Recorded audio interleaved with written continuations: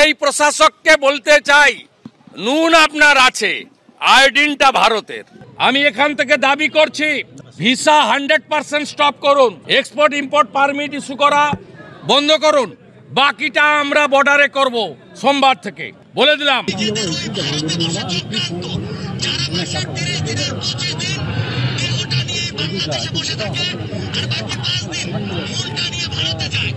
এই নাবালক যারা মন্ত্রীর পদমর্যাদায়, তাদের এই ধরনের ভারত বিরোধী কথা বলা বন্ধ করুন, আর চিকিৎসা নেওয়ার জন্য করাচি আর লাহোরে যান।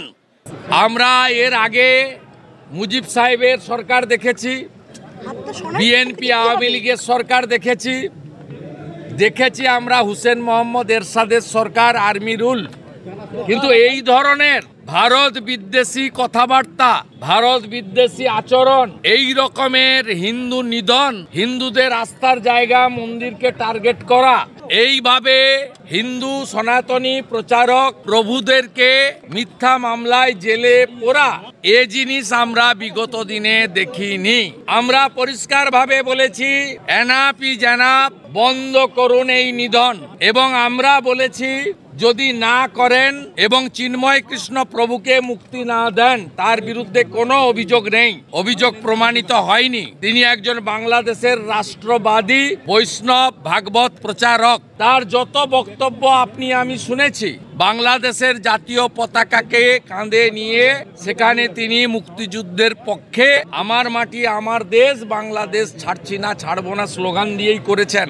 তাই তাকে যে অপবাদে করা হয়েছে, এটা সম্পূর্ণভাবে তালিবান, আইএস এবং মৌলবাদী শক্তির পদধ্বনি। বাংলাদেশের তত্ত্বাবধায়ক সরকারের এক প্রশাসক, তিনি ক্যাবিনেট মন্ত্রীর পদমর্যাদার সমান, তিনি আজকে সরাসরি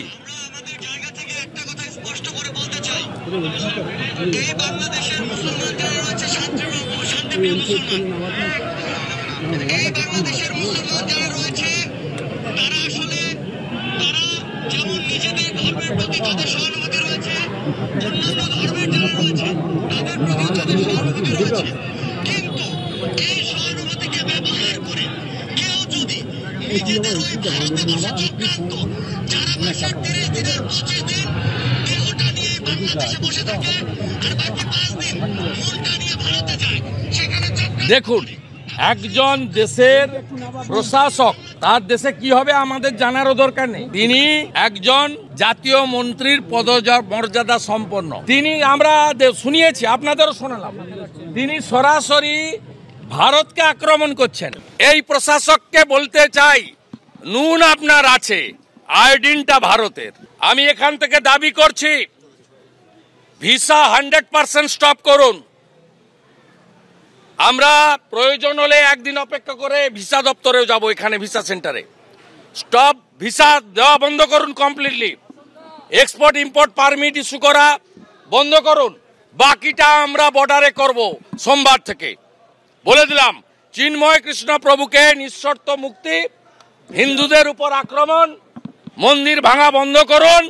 আর এই ধরনের এই নাবালকদের, যাদের আপনারা ওখানে তত্ত্বাবধায়ক সরকারে বসিয়েছেন, এই নাবালক যারা মন্ত্রীর পদমর্যাদায়, তাদের এই ধরনের ভারত বিরোধী কথা বলা বন্ধ করুন, আর চিকিৎসা নেওয়ার জন্য করাচি আর লাহোরে যান, এখানে আসবেন না, পরিষ্কার বলে দিতে চাই আমরা।